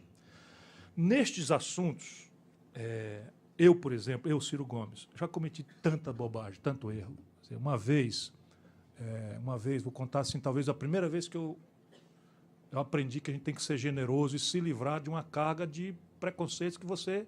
É transmissão de cultura, você vai aprendendo a fazer piada machista e não sei o quê. Enfim, uma vez, foi a primeira vez que eu entrei em choque com a minha própria autorreferida generosidade e autoestimulada tolerância. Um grupo neonazista aqui em São Paulo matou a chutes um migrante cearense. E eu fui, a família me procurou, desesperada, e eu tive que mandar buscar o caixão, não sei o quê. Fiquei muito comovido, muito zangado. E a imprensa veio falar, e eu, desse jeito estúpido de ser, estou melhorando um pouquinho, mas não é muito, né? Eu disse, isso é coisa desses magode de viado, não sei o que e tal. E aí tem um grupo lá na Bahia, meu nome, meu Deus, eu devia me lembrar, porque foi essencial para a minha vida. Ele me conhecia do meu trabalho, mas ele me censurou brutalmente. E eu, caramba, tem toda a razão. Hein? Luiz Motti. Hein? Grupo Gay da Bahia, Luiz Motti. Ele mudou minha percepção. Então, a gente reproduzir cultura sempre vai acontecer. É a mesma coisa, por exemplo, do aborto. Eu tenho uma opinião clara sobre o assunto. Eu acho que o aborto é uma tragédia humana, de saúde, moral, religiosa, tudo. Mas eu acho que o Estado não tem nada a ver com isso, a não ser prover assistência para quem eventualmente cair nessa tragédia. Isto me põe em colisão. Eu estou aqui um militante livre numa universidade. Isto me põe em colisão com vários interesses, inclusive, aspas, nobres, da sociedade brasileira. Por exemplo, a CNBB. Né? Então é preciso, de um lado, um presidente da República que tenha clareza de que ele não é o dono da verdade, mas tem que haver esse presidente tem que se colocar como mediador destes conflitos, absolutamente mediador desses conflitos. E os valores terão sido eleitos antes: a tolerância, o respeito, o pluralismo, né, a compreensão da diversidade, mesmo que a sua formação ainda lhe peça um tempo melhor para refletir. Quando você falou, tomei um susto pela voz. E aí achei lindo. Percebe? Mas, assim, cada um de nós precisa de um tempo. Não é simples, não é fácil ser politicamente correto. Coitada da Marina, que é neopentecostal, essa coitada, né? Essa vai ser cobrada publicamente pelo Malafaia, que a denominação dela é do Malafaia. Ai, meu Deus do céu. Né? Então, tolerância, paciência, respeito à coisa, e o presidente tem que se colocar como mediador desses conflitos. E, em nenhuma circunstância, aceitar retrocesso em matéria de costume no país.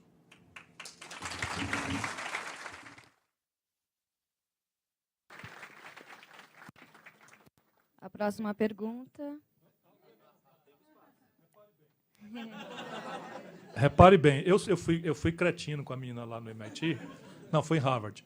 Eu fiz uma palestra no MIT, outra em Harvard, e agora estou na PUC, eu estou bem acompanhado. Eu fiz uma provocação, porque essa questão da fundação do tempo e espaço no Big Bang é um conceito físico, de astrofísica. Porém, a filosofia, e mesmo a filosofia, quando posta em questões do quântico, do universo quântico, do não infinitamente grande, mas o Big Bang é infinitamente pequeno.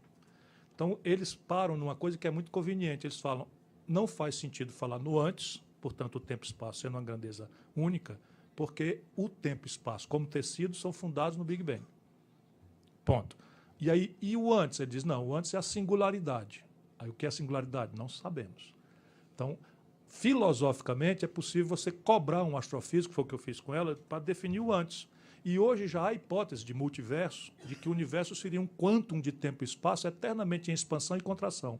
Portanto, não faz sentido agora falar em antes, porque não há antes, é sempre. Vai e volta. Sabe lá, né?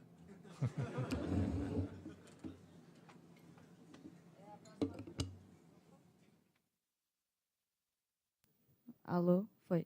A próxima pergunta é do Ricardo Begosso.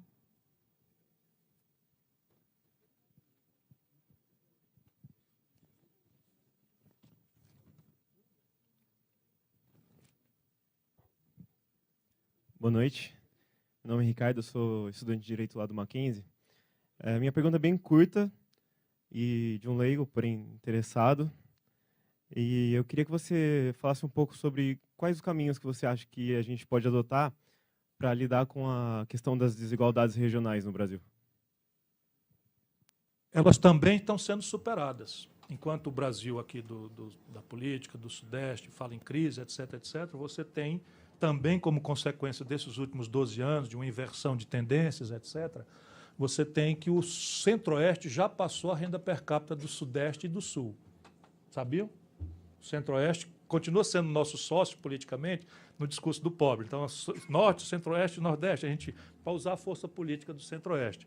Mas a renda per capita do Centro-Oeste já passou a renda per capita do Sudeste e do Sul. Já é a região mais rica. Como tem baixa densidade demográfica, os problemas ali são mais de infraestrutura. Mas você vai viajar, por exemplo, como eu conheço bem, Lucas do Rio Verde, se você fechar os olhos, pensa que está na Califórnia. Todo mundo rico, né? No Nordeste, não, ainda é muito pobre, mas também a desigualdade está diminuindo aceleradamente. Eu fico, às vezes, me apaixono, chamei nome palavrão aqui, porque eu sei o que está acontecendo. Eu sei, assim, o salário mínimo aqui em São Paulo paga 3 de cada 100 trabalhadores, 4, olha lá. No Nordeste paga 7 de cada 10. Se o salário mínimo a poder de compra valia $76 e passou a valer 320 num certo momento, explodiu a questão, o padrão de consumo dos meus irmãos lá. Quando havia uma seca contínua de 3 anos, como é que está acontecendo hoje, a história no Ceará que eu vi, eu tenho 58 anos de idade, eu vi, já político, secas em que a população a ela não restava outra alternativa a não ser invadir as cidades, ir nas feiras e saquear. Ou ocupar as grandes cidades em trajes em andrajos, e humilhado com aquela mão calejada de trabalho, pedindo esmola e humilhado. Eu vi tudo isso, isso não existe mais. Então é muito fácil, em abstrato, um canalha, filho da puta, falar em reduzir o valor do salário mínimo, quando isto não é um objeto da vida das pessoas. Então é preciso lutar violentamente, e aí você tem coisas concretas. Por exemplo, infraestrutura. Você tem uma elite empresarial riquíssima lá. Riquíssima, que sonha com Miami, que não tem nada a ver com essas coisas que eu estou falando. E não é com eles que a gente vai fazer. Aí você tem duas questões. Você tem universidades que se expandiram dramaticamente, também nessa quadra, se expandiram dramaticamente. Só no Ceará foram 3 universidades novas e mais 16 centros de formação de nível médio profissionalizante, de alta linhagem de qualificação. Se você agregar a isso crédito, assistência técnica, capacitação gerencial, um programa vamos dizer, de incubadora de empresa que nós fizemos, são dezenas, centenas de empreendedores que vão fazer. E a infraestrutura, você faz a água do São Francisco chegar, está chegando. Você resolve o problema de ferrovia, de vetor de logística. A Transnordestina está parando, eu sou presidente da Transnordestina, estava com 4.000 e tantos operários, tive que demitir agora quase 3.000, porque o governo atrasou o dinheiro conosco. Mas assim, você faz explodir uns potenciais que ninguém supõe que tenha. Por exemplo, o oeste do Piauí está produzindo soja com produtividade maior do que o Mato Grosso. Lá nesse eixo Luiz Eduardo Magalhães, Barreiras, na Bahia, explodiu a produção agrícola de alta linhagem também. Então você tem oportunidades extraordinárias. E aí você tem coisas graves. Por exemplo, na legislação de ciência e tecnologia brasileira, mesmo nas modernas, você tem que um grupo de pesquisa para acessar recursos dessas fundações de amparo à pesquisa, como é que chama? Não, a FAPESP é daqui de São Paulo, a federal. O CAPES. O grupo de pesquisa tem que ser encimado por um doutor. E o Nordeste não tem doutor. Então, se você fizer uma mudançazinha de que por 10 anos o grupo de pesquisa para acessar a CAPES pode ser chefiado por um mestre, pronto, já adaptou. E aí tem uma inteligência explosiva querendo essa oportunidade lá acontecer. Informação cultural. Todos os anos o Ceará conquista 30%, pelo menos, das vagas do ITA. Todos os anos. O reitor, agora, outro dia, disse uma coisa muito lisonjeira para nós, que o ITA era uma escola de cearenses, por enquanto, localizada em São José dos Campos. Agora, essa turma não volta para lá. Não volta para lá por quê? Porque as oportunidades não estão lá. E podem estar, com 1000 outras coisas. Aí a nova revolução industrial que a gente pode fazer. Tem biotecnologia, engenharia genética, uma nova farmácia, a tal complexo industrial da saúde, o complexo industrial de defesa. Isso desconsidera o locus, onde é que está, entendeu? É tão competitivo que desconsidera o locus. Mas precisa ter uma política, né? Por exemplo, eu levei a indústria calçadista para o Ceará quando governador. Mas repare bem, na minha cidade, professora, tem 7 fábricas da Grendene, sabe essa sandália Raider? Sandália Raider, Melissa, não sei o que tem aqui na Oscar Freire, né? Compre que dá emprego para o meu povo lá de Sobral. Eles têm 7 fábricas lá, mas o que é? Toda a matéria-prima vem de Camaçari, passear até Sobral, e toda praticamente a produção, 70 milhões de pares são exportados, mais 250 milhões vendidos no Sudeste, volta, sai de Sobral. Para isso, o governo tem que fazer uma coisa que é imensamente desagradável, que é abrir mão de imposto, financiar a infraestrutura, o diabo, senão não tem emprego. Mas isso você pode mudar.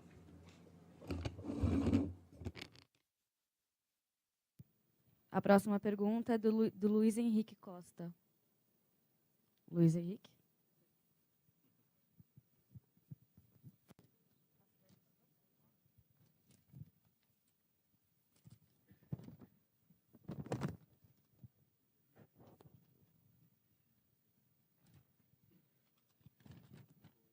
Boa noite. Vou só ler a pergunta mesmo, né? Hoje, a mídia influencia muito nas conclusões tiradas pelo povo. E sabemos que a mídia no Brasil é controlada por algumas famílias que defendem seus interesses. Na Itália, existe o Canone, uma espécie de imposto televisivo para apoiar a TV pública. O Mário Covas, ele tentou colocar apenas R$1 de acréscimo na conta de luz para apoiar a TV pública brasileira. Houve movimentos contrários que não permitiram o prosseguimento do projeto. O Gilberto Gil, quando ministro da Cultura do Lula, também tentou criar a TV Brasil, que seria a TV mais forte, até mesmo que a Rede Globo é hoje.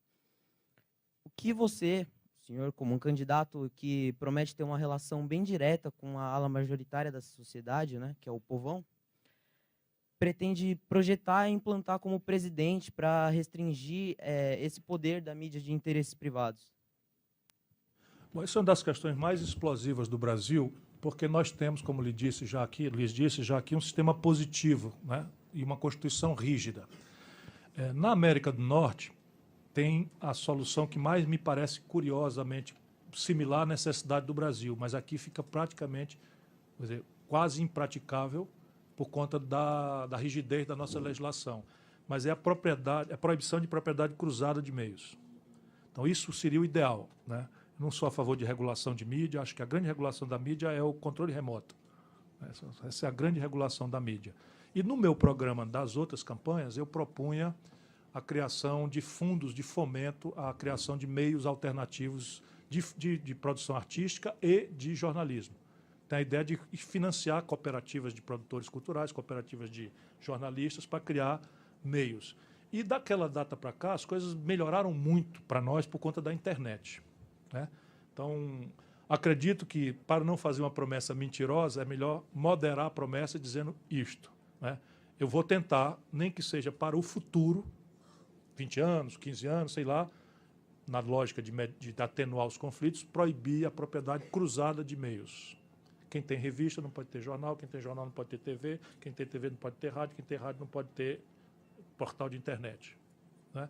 Para o futuro, acho que vou ser derrotado, mas vou propor. Agora, ninguém me derrotará se eu tiver o privilégio de servir ao país na tarefa de financiar milhares, centenas, porque isso eu aprendi também que há no Brasil. Hoje, atenuado pela internet, dramaticamente, mas no passado, eu vi que havia uma mídia regional extraordinária, maravilhosa mesmo. Assim, você chega no Rio Grande do Sul, você tem horas e horas de debate político por dia. Por que tem lá e não tem nos outros? É questão cultural mesmo, né?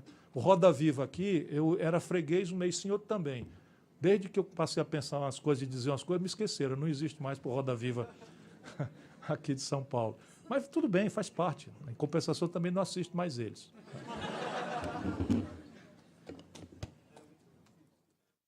Vocês assistiram o espetáculo deprimente, porém absolutamente importante de se assistir, da entrevista do Roberto Jefferson na TV Cultura?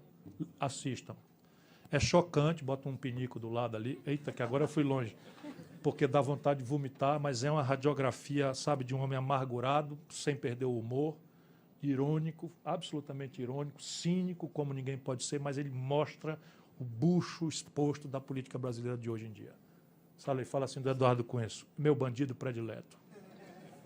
É o único que tem a capacidade de ser bandido na altura do banditismo do Lula. E aí vai falando. Sim, dá vontade de vomitar, mas é preciso que vocês vejam. Como é preciso que todo mundo assista aquela sessão do impeachment na Câmara. É isso. É isso. Não. Não, devagar, devagar.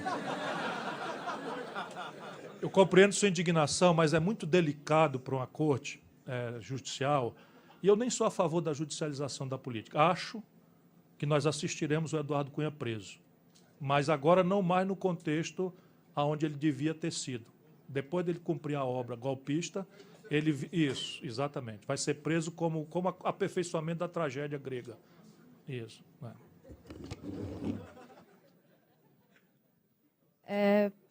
Pedro Henrique Marcondes. Paulo, foi mal.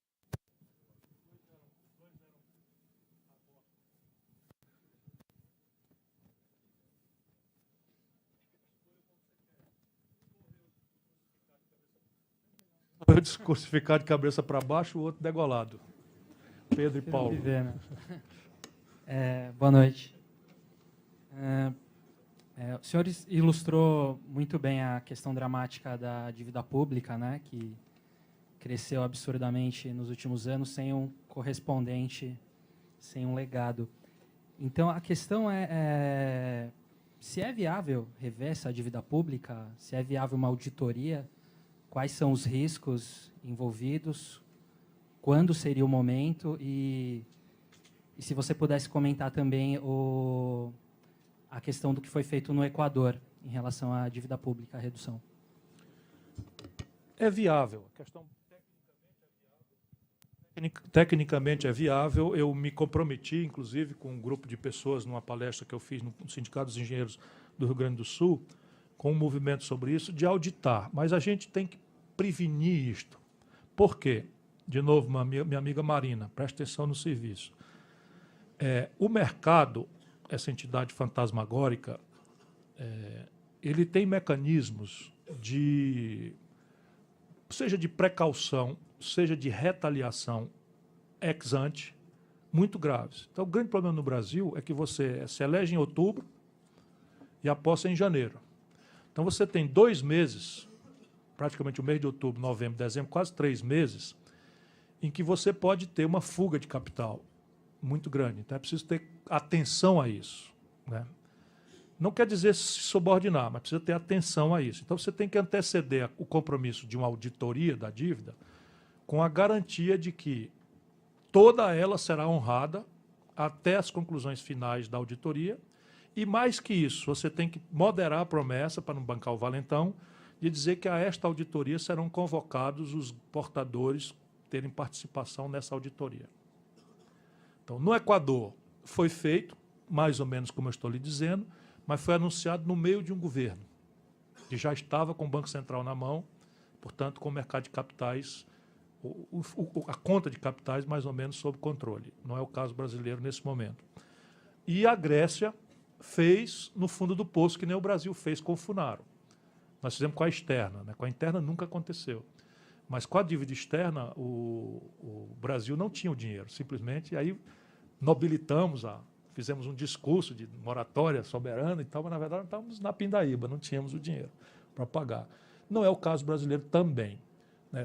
Não sei o que esses irresponsáveis farão, mas se você reduzir a taxa de juros e se você assumir... Porque, repare bem, esse tripé que a Mariana falou, isso é importante dizer aqui também em complementação, esse tripé, que é como se fosse ciência final, ele não é ciência, ele é um de vários métodos de você administrar a economia. Mas a ilusão aqui é que o despotismo esclarecido brasileiro quer colocar a economia num piloto automático imune, aspas, à política. Qualquer um, a rigor, qualquer um pode ser presidente da República, mas o Banco Central, não. Minha amiga Marina já se rendeu, já prometeu autonomia no Banco Central. E isso é o fim da linha. Então, não tem mais solução nenhuma se você fizer isso. Porque, deste nível, estou te dizendo, a Dilma está caindo, se Deus quiser, ela não vai cair por um milagre, que eu estou esperando acontecer. Está caindo e o Banco Central, ontem, manteve a taxa de juros mais alta do planeta. No meio de uma depressão econômica, a pior da história moderna do Brasil. Acha pouco isso? Acha pouco esse nível de autonomia? E errada tecnicamente. Volto a dizer, o Instituto chama aqui uma coleção de economistas de qualquer banco para a gente conversar aqui na frente de vocês, para vocês verem como não dá para defender essa coisa. Então, repare bem, qual é o tripé? O tripé é superávit primário. Então, eu, Ciro Gomes, não posso mais ser poeta. Eu fui ministro da Fazenda, fui governador, fui prefeito de uma capital, que é a 5ª maior cidade brasileira, e o Ceará é o 8º estado brasileiro. E fui ministro da Fazenda, administrei a economia do Brasil. Eu não tenho um dia de déficit na minha carreira. Um dia sequer de déficit. Não, hoje paguei uma conta que não tinha dinheiro, paguei nenhum dia. Portanto, este é um valor importante. Mas não para isto. É um valor importante porque a sanidade fiscal dirá do nível de energia que essa unidade de Estado, essa nação, tem para interferir na infraestrutura, no domínio econômico, uma série de coisas, enfim, de fazer políticas anticíclicas. Então, é preciso ter saúde fiscal a mais sóbria, a mais sadia, se for fazer o plenário, possível. Mas aqui no Brasil, a brincadeira de superávit primário anunciado com força de lei, com um ano de antecedência, é estúpida. Por quê?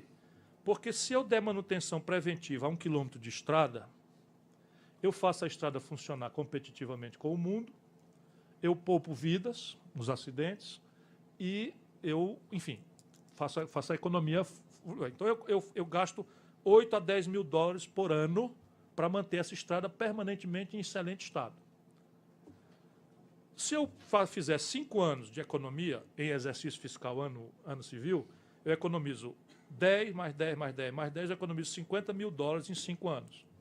E a estrada mata a gente, impõe um custo de transferência sistêmico 4 vezes mais caro, brasileiro em média, do que o custo de transferência internacional em matéria de frete rodoviário, mato gente, e no fim eu tenho que fazer 200 mil dólares de gasto para recuperar. Então eu economizei 50 mil para recuperar gastando 200 mil em 5 anos. Tu percebe? Então não é possível você fazer isso na conta de... Com respeito, tem que tomar muito cuidado essa coisa de politicamente incorreto, de novo. Você conta de padeiro. Aí lá vão a Associação Brasileira dos Padeiros e diz assim, me respeite que eu sou um trabalhador, faço conta todo dia. Entendeu? Você tem que tomar... Eu não sou educado assim, entendeu? Eu vou ter que aprender toda hora, mas conta de padeiro, no sentido antigo do que eu aprendi, é a conta simples. 2 mais 2, 4, mais menos 3, 1, e vamos que vamos. Então, é preciso rever o conceito de superávit, e em qualquer circunstância, é porque eu não tenho um gráfico. Se você fizer um gráfico, você passa um risco aqui, uma curva aqui, e faz assim, vamos plotar, eu já fiz isso, vamos plotar o gasto per capita em saúde no Brasil. Aqui está o padrão, nessa curva, aqui está o padrão dos países de renda média, como o Brasil. Isso já é um conceito perigoso, porque aqui nós temos distorções, por exemplo, pior concentração de renda do mundo, aquele primeiro quartil que a professora falava. Aqui você faz estatística, cabeça no forno, pé na geladeira, né, e a temperatura média na barriga tem de 6 graus, entendeu? Por isso que a Globo quase quebra. A Globo quebrou porque fez business plan de vender non-tradable, que é sinal de TV, tomando dinheiro emprestado no câmbio, naquela data. Portanto, ele não manipula, ele se engana, a intoxicação ideológica é mais grave. Né? Então, quando você fizer esse corte aqui, você tem gasto per capita em educação abaixo da média, gasto per capita em saúde abaixo da média, gasto per capita em defesa abaixo da média, e vai fazendo. Onde é que você vai encontrar no Brasil 2 gastos, um próximo da curva, mas já fora, e outro longe da curva, a ponto de não caber nem no gráfico. Esse daqui é Previdência, 70 bilhões de reais, e este fora do quadro, que fura o teto, 580 bilhões de reais de juro. Se você somar o que tem que rolar de principal, que nós não temos dinheiro para fazer, dá 1 trilhão com T de tapioca. E 200 bi. Então, vamos botar em perspectiva, se eu servir ao Brasil, vamos pôr em perspectiva tudo. Tudo mesmo. Não vai ficar uma receita sem ser criticada, não vai ficar uma despesa sem ser criticada. Generosa e aberta e transparentemente. E aí vai ficando evidente, sabe? Se você botar luz, todo mundo vai ver. Onde é que eu vou cortar, cara? Eu vou cortar no Bolsa Família, que gasta 15 bilhões de reais para atender 60 milhões de pessoas. Com 3 refeições, cara. Isso é comida. Cortou, o cara passa fome. Cacete! Não é possível. E cortaram agora no orçamento da dona Dilma. E a gente fica ababacado. Não é possível. É isso que está vindo para cima do Brasil. E vai entregar 570 bilhões de reais para meia dúzia de rentistas. 10 mil famílias são destinatário final. Trata-se disso. Se você assistir um tatu em cima de um toco, meu irmão, alguém botou. Porque tatu não sobe em toco. Isso está aí para atender a quem manda no Brasil.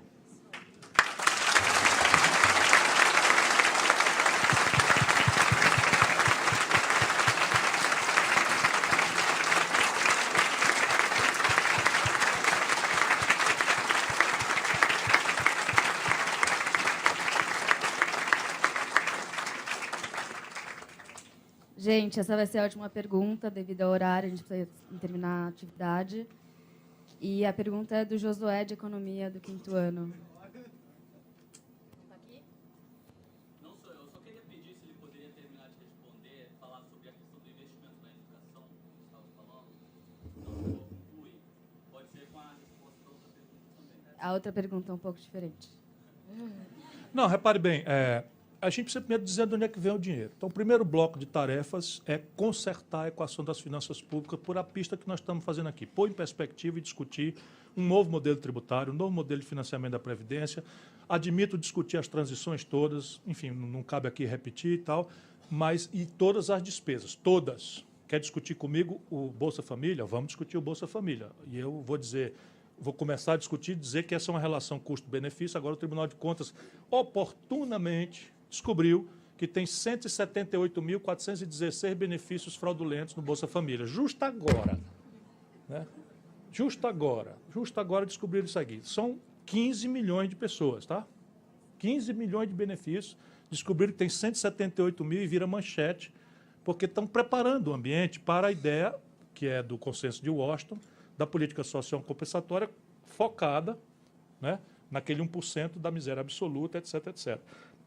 E mal sabem eles que no Canadá cada filho recebe $400, pouco importa a renda da família. Enfim, o Brasil precisa conhecer a sua realidade.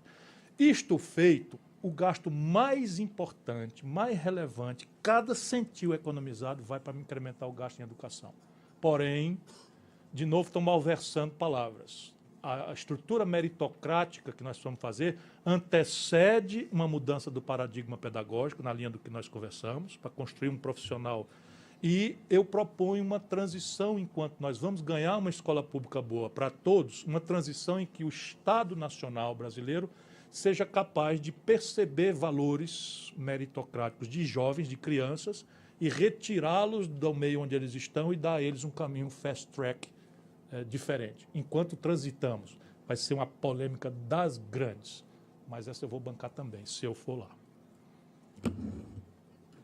Por quê? Porque não tem dinheiro para fazer tudo ao mesmo tempo. E nem se recicla o conjunto do magistério do dia para a noite. Tem que ser voluntário, tem que garantir um piso básico, como já avançamos, garantir um piso básico para todos e começar a criar prêmios, né, por desempenho não do professor, mas do conjunto dele, da escola, dos alunos e tal. E, ao mesmo tempo, oferecer, em integração com as universidades, cursos de retreinamento, reciclagem, requalificação, de adesão voluntária. Bom, Josué, você vai querer fazer a sua pergunta? Senão eu vou fazer ela. Tá bom. A pergunta é, como o senhor imagina um possível governo Temer? Olha, eu nem sequer consigo rir, porque o que eu estou vendo é um itinerário de insensatez que está levando o Brasil para uma tragédia das grandes, não é das pequenas.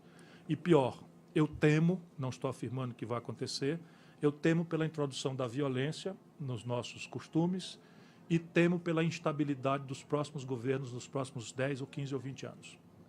Vou lutar muito até o fim para que isso não aconteça. Por quê? Porque eu não sou um neutro observador da cena nacional e pouco importa para mim as consequências do meu gesto. Como eu estou convencido disto, eu acho que a história será absolutamente implacável com quem se omitiu ou tomou esse bonde.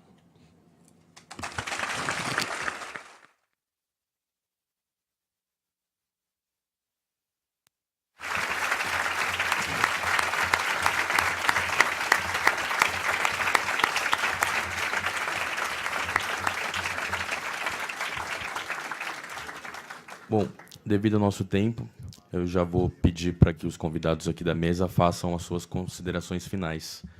Eu vou pedir para serem um pouquinho rápidos, assim, só para... Você prefere? Inverte. Bom, tudo bem. Eu quero só agradecer.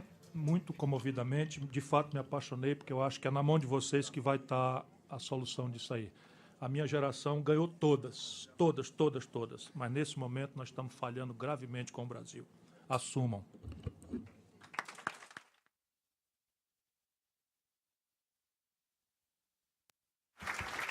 Agora a professora Mariana Jansen. Só quero agradecer o convite e a presença de todos e a certeza que a gente ainda vai surpreender.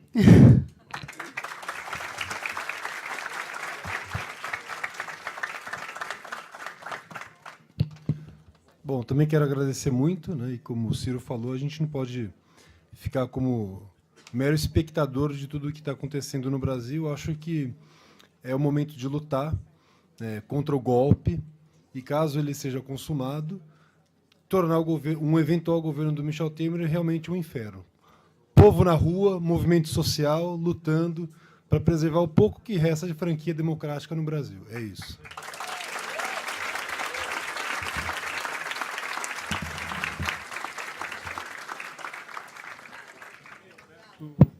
Bem, eu peço Pessoal, por gentileza, se vocês puderem sair pela porta do lado da prainha. Pela porta do lado da direita, aqui da minha direita. Exato. Tá bom? Muito obrigado, pessoal. Curtam nossa página no Facebook, Movimento Reviva. Eu queria agradecer.